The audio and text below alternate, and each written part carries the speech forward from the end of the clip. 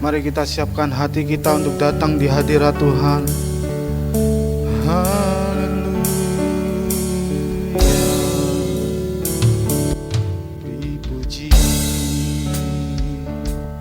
beri hormat bagi Yesus. Bertata berkuasa, Engkau yang mulia. Amin Tuhan. Segala bangsa kan datang menyembah. Katakan haleluya, haleluya, haleluya. Kudus dan mulia, dan haleluya,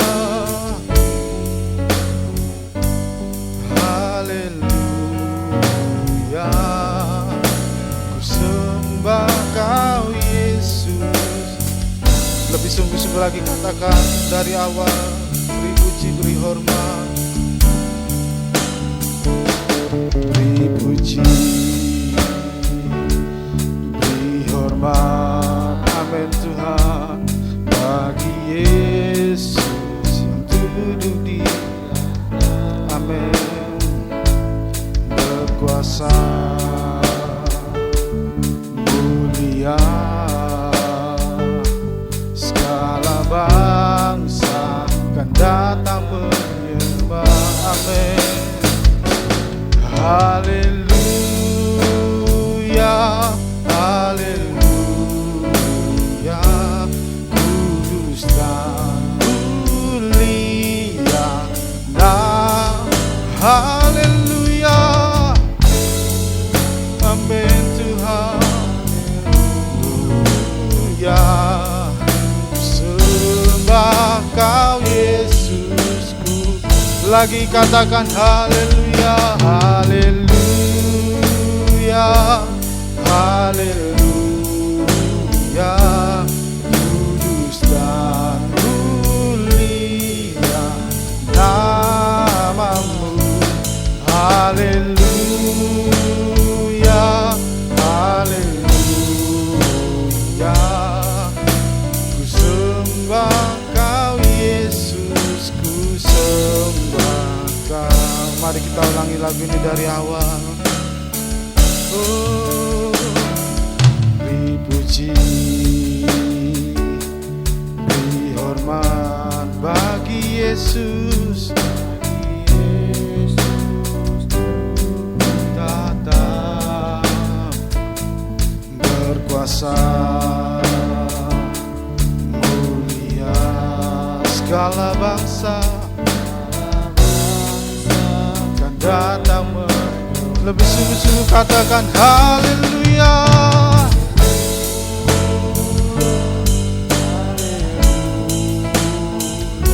Kudus dan mulia, nah haleluya, haleluya. Ku sembah Kau Yesus. Haleluya, oh Tuhan. Haleluya. Kudus dan mulia namamu. Haleluya, haleluya. Ku sembah Kau Yesus. Ku sembah Kau Yesusku. Lagi katakan ku sembah Kau. Ku sembah Kau Yesus. Ku sembah Kau. Mari puji Dia. Haleluya. Terima kasih Tuhan Yesus. Amin Tuhan. Inilah menjadi kerinduan kami Bapa. Haleluya. Oh Tuhan.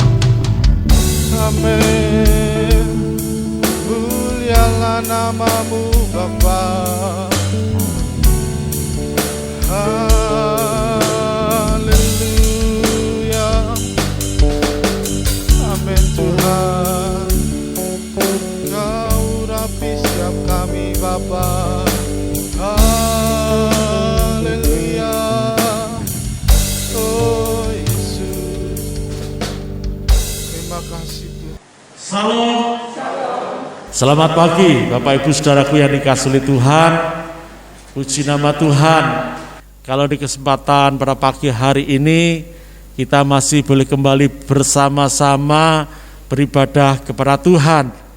Itu bukan karena kekuatan kita ya, tetapi semata-mata karena kasih dan anugerah Tuhan yang telah dilimpahkan di dalam kehidupan kita. Baik Bapak Ibu Saudaraku yang dikasihi oleh Tuhan, pada pagi hari ini renungan firman Tuhan saya memberikan tema atau judul firman Tuhan, menjadi orang percaya. Menjadi orang percaya atau menjadi orang Kristen. Bapak Ibu saudara-saudaraku yang dikasihi oleh Tuhan, mungkin ada banyak orang yang berkata, apa susahnya sih menjadi orang Kristen itu? Apa susahnya menjadi orang yang percaya kepada Tuhan Yesus Kristus?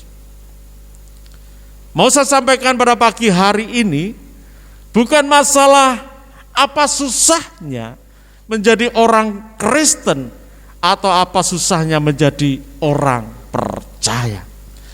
Yang menjadi masalah adalah ketika kita menjadi orang percaya kepada Tuhan Yesus Kristus, ketika kita menjadi orang Kristen, itu semua karena panggilan dan pilihan Tuhan.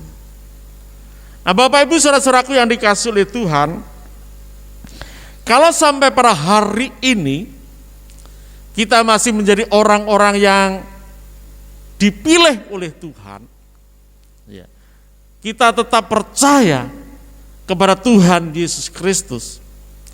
Saya yakin dan percaya itu semata-mata karena kasih dan anugerah Tuhan yang telah dilimpahkan di dalam kehidupan kita. Bapak Ibu saudara-saudaraku yang dikasihi oleh Tuhan, kita adalah orang-orang yang telah dipanggil dan dipilih oleh Tuhan. Kita tidak bisa dengan kemauan kita, dengan keinginan kita, wes aku tak dadi wong Kristen ae. Ketoke kok dadi wong Kristen tuh penak gitu. Tidak bisa Bapak Ibu yang dikasihi oleh Tuhan. Kita menjadi orang yang percaya kepada Tuhan itu semata-mata karena panggilan dan pilihan Tuhan. Dikatakan dalam Injil Matius pasal yang ke-22 di ayat yang ke-14, sebab banyak yang dipanggil, tetapi sedikit yang dipilih.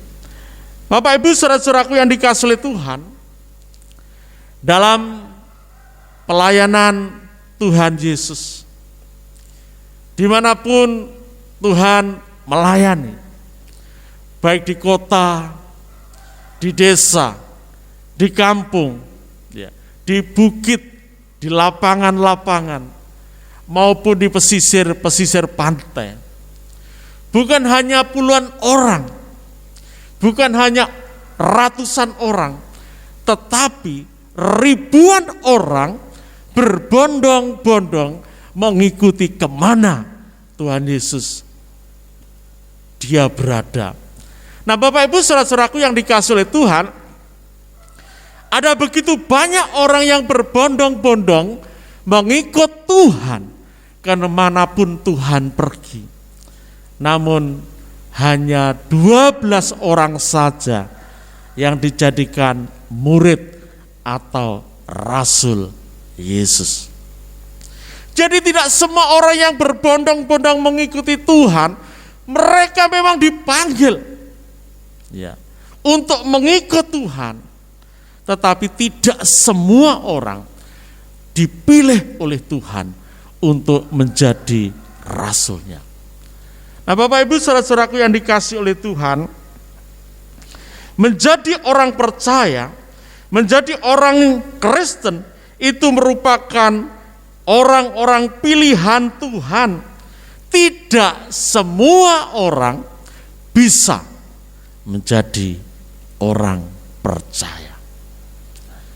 Saya ada seorang teman, dia sering bercerita kepada saya, Pak Mar, saya itu diinjili orang, sekali dua kali orang itu berbicara kepada saya percaya kepada Tuhan Yesus. Dan sampai hari ini dia tetap percaya kepada Tuhan, bahkan dia menjadi seorang diaken di gereja kami.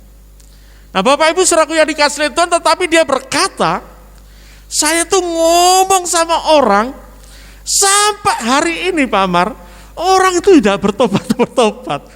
Orang itu tidak percaya sama Yesus. Katanya Yesus itu nabi biasa dan lain sebagainya.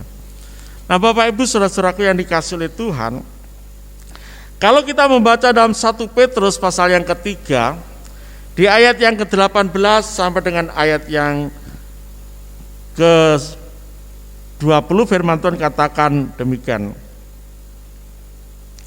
1 Petrus pasal yang ketiga, di ayat 18 sampai dengan ayat yang ke-20.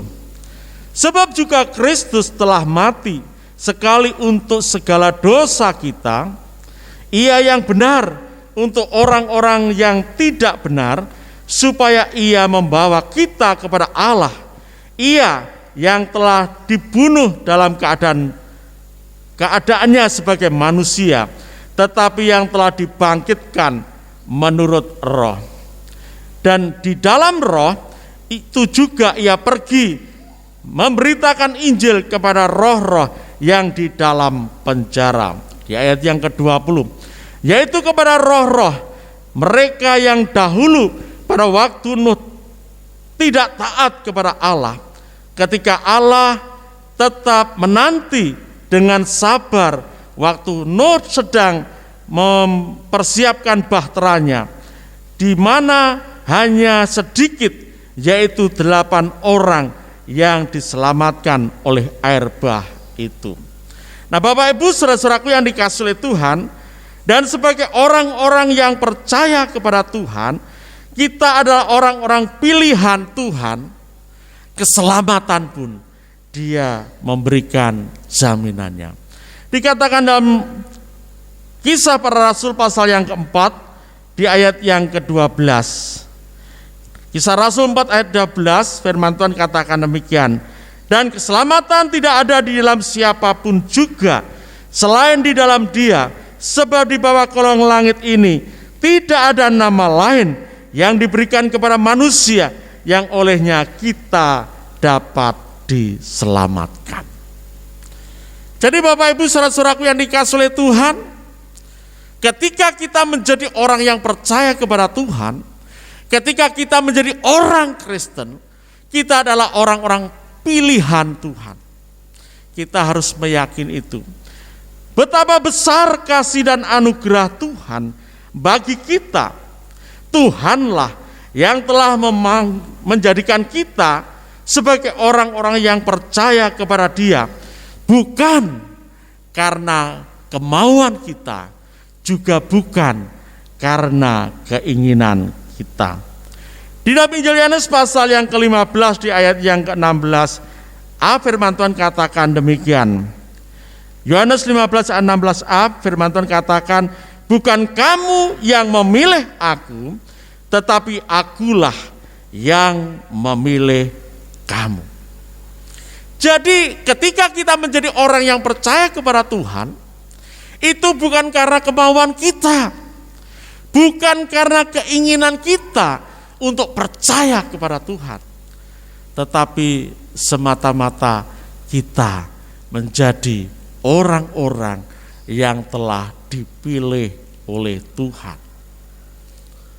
Kalau ada orang berkata, aku mau datang saja kepada Bapa, tidak melalui Yesus, ya, Banyak orang yang percaya kepada Allah, tetapi mereka tidak percaya kepada Yesus. Nah, dikatakan dalam Injil Yohanes pasal yang ke-14 di ayat yang ke-6. Kata Yesus kepadanya, "Akulah jalan dan kebenaran dan hidup. Tidak ada seorang pun yang datang kepada Bapa kalau tidak melalui aku." Mungkin ada orang yang berkata, "Aku percaya kepada Tuhan, aku percaya kepada Allah." Tetapi kalau dia tidak percaya kepada Tuhan Yesus, dia tidak akan sampai kepada Tuhan, dia tidak sampai kepada Allah. Demikian juga kalau ada orang yang berkata, "Aku mau datang kepada Tuhan Yesus untuk percaya kepadanya, untuk menjadi muridnya, menjadi orang-orang yang menjadi pilihannya." Tetapi kalau Bapa tidak mengaruniakan kepadanya, dia tidak akan pernah juga sampai kepada Tuhan Yesus. Dia tidak akan pernah percaya kepada Tuhan Yesus. Dikatakan dalam Injil Yohanes pasal yang ke-6 di ayat yang ke-65. Injil Yohanes pasal yang ke-6 ayat 65, firman Tuhan berkata demikian. Lalu ia berkata, "Sebab itu telah kukatakan kepadamu, tidak ada seorang pun dapat datang kepadaku kalau Bapa tidak mengaruniakannya kepadanya." Jadi Bapak Ibu saudara-saudaraku yang dikasihi oleh Tuhan, tidak ada seorang pun yang sampai kepada Bapa kalau tidak melalui Tuhan Yesus.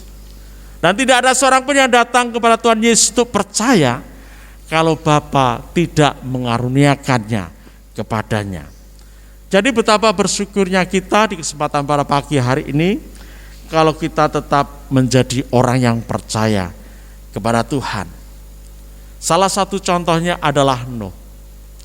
Nuh menyampaikan firman Tuhan kurang lebih 100 tahun lamanya sampai dia menyelesaikan bahtera yang diperintahkan Tuhan untuk membuatnya. Bapak Ibu yang dikasihi oleh Tuhan, dalam kurun waktu 100 tahun, kurang lebih 100 tahun, hanya 8 orang saja yang diselamatkan karena mereka semua tidak percaya apa yang disampaikan Nuh, ya, karena Nuh diperintahkan Tuhan untuk menyampaikan kepada kaumnya supaya mereka bertobat dari segala macam kejahatannya. Demikian juga apa yang dialami oleh Nabi Yeremia. Yeremia menyampaikan firman Tuhan kepada Raja Sedekia.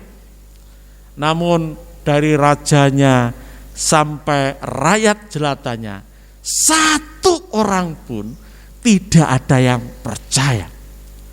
Bahkan Nabi Yeremia berkata kepada Raja Sedekia, "Janganlah engkau memberontak kepada Raja Babel." Tapi dia merasa kuat karena mereka punya sekutu-sekutu yang siap membantunya untuk berperang melawan Raja Babel. Pada waktu itu Raja Nebukadnezar dan panglimanya bernama Nebuzaradan. Pada akhirnya Bapak Ibu saudaraku yang dikasihi Tuhan, apa yang disampaikan oleh Nabi Yeremia, Raja Sedekia, para pegawainya, bahkan sampai rakyat jelatanya, seorang pun tidak ada yang percaya. Sehingga hukuman Tuhan terjadi. Bangsa Israel dan bangsa Yehuda dibuang ke negeri Babel. Bahkan ketika Raja Sedekia ditawan, kedua matanya dicungkil sampai pada kematiannya. Nah Bapak Ibu saudara-saudaraku yang dikasihi oleh Tuhan, kita akan belajar apa keuntungannya ketika kita menjadi orang yang percaya kepada Tuhan. Setiap orang yang mau mengikut, ya, biasanya bertanya dulu, apa untungnya? Ya. Nah, pada pagi hari ini saya sampaikan, apa keuntungannya ketika kita menjadi orang yang percaya kepada Tuhan. Yang pertama adalah kita disebut sebagai anak-anak Allah. Keuntungan yang pertama adalah kita disebut, kita diangkat menjadi anak-anak Allah. Dikatakan dalam Yohanes 1 ayat 12, Injil Yohanes pasal yang pertama di ayat yang ke-12, tetapi semua orang yang menerimanya diberinya kuasa supaya menjadi anak-anak Allah, yaitu mereka yang percaya dalam namanya. Ketika kita menjadi percaya kepada Tuhan, kita disebut, kita diangkat menjadi anak-anak Allah. Dan bukankah Yesus juga anak Allah? Berarti kita ini saudara Yesus, saudara. Ya, benar saudara. Kita ini adalah saudara-saudara Yesus. Ya. Karena kita sudah diangkat sebagai anak-anak Allah, Yesus adalah anak Allah, berarti Yesus itu adalah saudara kita. Nah, kita akan lihat dalam kitab Roma pasal yang ke-8 di ayat yang ke-29. Roma 8 di ayat yang ke-29 firman Tuhan katakan demikian. Sebab semua orang yang dipilihnya dan dari semula mereka juga ditentukannya dari semula untuk menjadi serupa dengan gambaran anaknya, supaya ia, anaknya itu menjadi yang sulung di antara banyak saudara. Jadi betapa luar biasanya pada pagi hari ini, Bapak Ibu Saudaraku yang dikasihi oleh Tuhan, kalau kita menjadi orang Kristen, kalau kita menjadi orang yang percaya kepada Tuhan, sebenarnya kita ini adalah saudara Yesus, saudara. Ya, tapi mungkin kita berkata, kalau jadi saudaranya Yesus tuh rasanya kok kemelipen gitu. Kok sawangane gitu, saudara. Ya, rasanya ya apa ya? Wah, ini sesuatu yang sangat luar biasa. Ya. Kalau saya pada pagi hari ini berkata, saya sama Bu Yeni itu sebenarnya itu masih saudara tunggal mbah. Kira-kira Bapak Ibu Saudaraku yang dikasihi oleh Tuhan percaya enggak?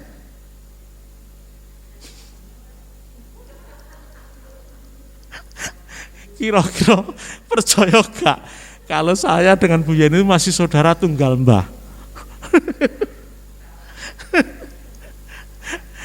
Mungkin Bapak Ibu enggak percaya, tapi saya sangat yakin dan percaya kita ini masih tunggal mbah sama Mbah Nuh ya Bu Yeni.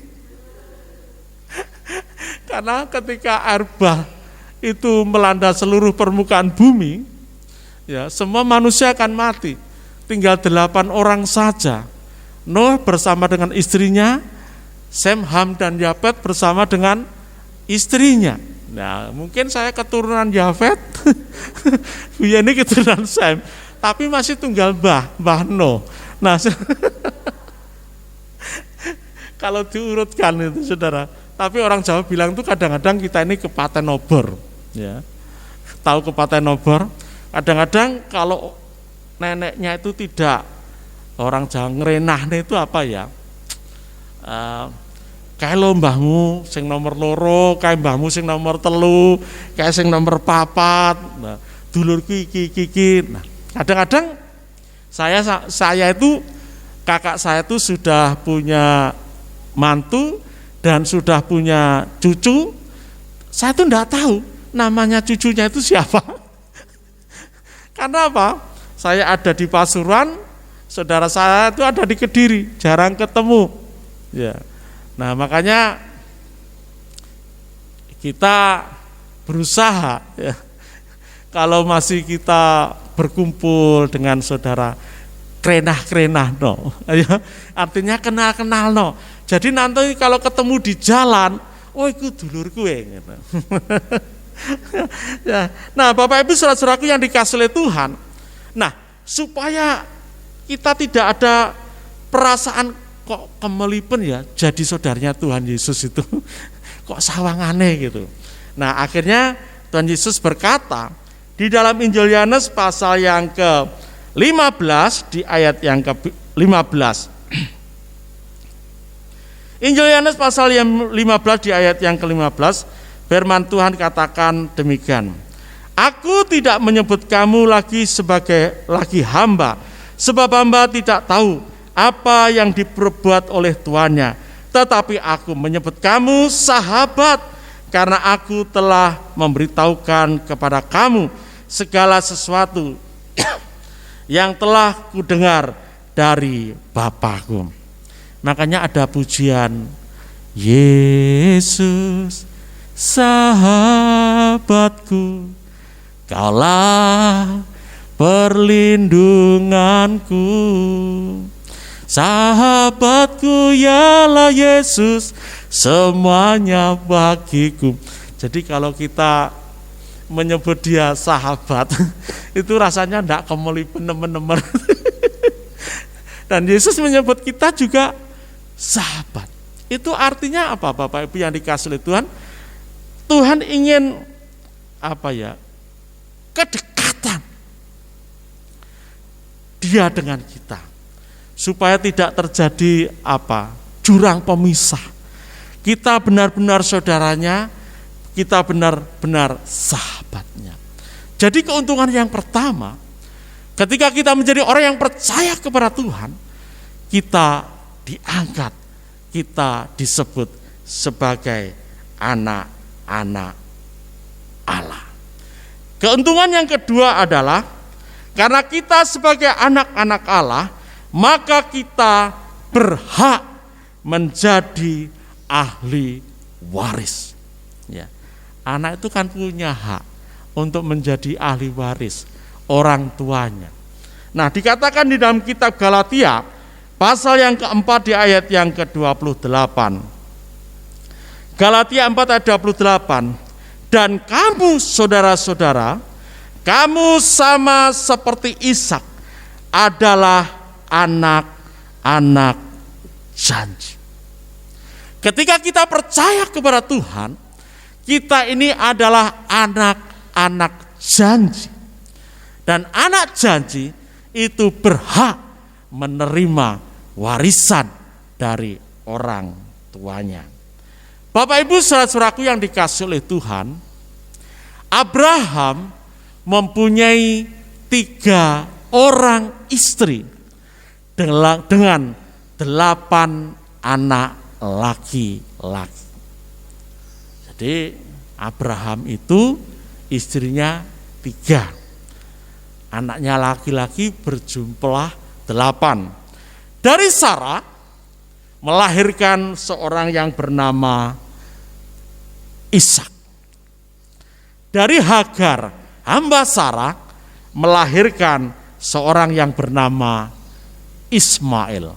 Dan yang ketiga namanya adalah Keturah, yang melahirkan, kita baca dalam kitab Kejadian pasal yang ke-25 di ayat yang pertama sampai dengan ayat yang kedua.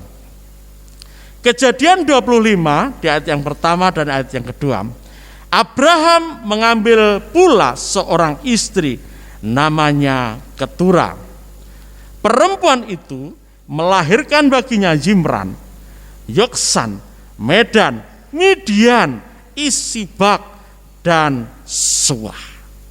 Jadi Abraham punya 3 orang istri dengan 8 anak laki-laki. Tetapi yang menjadi ahli waris bukan Ismail, bukan anak-anak Keturah, tetapi dia adalah Ishak. Karena Ishak adalah anak yang dijanjikan Tuhan. Nah, Bapak Ibu saudara-saudaraku yang dikasihi oleh Tuhan, kita sama seperti Ishak. Ya, kita berhak untuk menerima warisan dari Bapa kita. Dikatakan di dalam Efesus pasal yang pertama di ayat yang ke-11. Efesus pasal yang pertama di ayat yang ke-11. Aku katakan di dalam Kristus, karena di dalam Dialah kami mendapat bagian yang dijanjikan. Kamu yang semula ditentukan untuk menerima bagian itu sesuai dengan maksud Allah yang di dalam segala sesuatu bekerja menurut keputusan kehendaknya. Ayat yang ke-12, supaya kami yang sebelumnya telah menaruh harapan pada Kristus boleh menjadi puji-pujian bagi kemuliaannya. Dan ayat yang ke-13, di dalam Dia kamu juga, karena kamu telah mendengar firman kebenaran, yaitu Injil keselamatanmu. Di dalam Dia kamu juga ketika kamu percaya dimeteraikan dengan Roh Kudus yang dijanjikannya itu. Jadi Bapak Ibu saudara-saudaraku yang dikasihi oleh Tuhan, ketika kita sudah dipilih oleh Tuhan untuk menjadi orang-orang yang percaya kepada Tuhan, kita diangkat sebagai anak-anak Allah dan kita berhak untuk menerima warisan dari Bapa kita. Jadi itulah keuntungan yang kedua. Kita berhak menerima warisan dari Bapa kita. Keuntungan yang ketiga adalah oleh karena kita percaya kepada Tuhan Yesus Kristus, kita disebut sebagai anak-anak Allah, kita berhak menjadi ahli warisnya, maka kita juga berhak menerima jaminan kehidupan. Kita berhak untuk mendapatkan jaminan kehidupan, kehidupan sekarang maupun kehidupan yang akan datang. Suatu ketika Simon Petrus bertanya kepada Yesus, Tuhan, kami sudah meninggalkan segala sesuatunya dan mengikut Engkau. Apakah pahalanya bagi kami? Apakah yang akan kami dapat ketika kami sudah meninggalkan segala sesuatu dan mengikut Engkau? Tuhan Yesus berkata, engkau yang mengikut aku, engkau akan duduk di 12 tahta untuk mengadili suku-suku Israel. Dan bukan hanya itu, kalau engkau meninggalkan segala sesuatu dan mengikut aku, engkau akan mendapatkan 100 kali lipat. Artinya Bapak Ibu yang dikasihi oleh Tuhan, ketika kita sudah menjadi orang-orang yang dipilih Tuhan, kita menjadi orang-orang yang percaya kepada Tuhan, kita diangkat sebagai anak-anak Allah, kita berhak menerima warisan, dan yang ketiga, kita mendapatkan jaminan kehidupan, baik kehidupan sekarang maupun kehidupan yang akan datang. Dikatakan di dalam kitab Roma pasal yang ke-8 di ayat yang ke-33. Roma 8 di ayat yang ke-33 firman Tuhan katakan demikian. Siapakah yang akan menggugat orang-orang pilihan Allah? Allah yang membenarkan mereka. Siapakah yang akan menghukum mereka? Di ayat yang sebelumnya di ayat 31. Sebab itu apakah yang akan kita katakan tentang semuanya itu?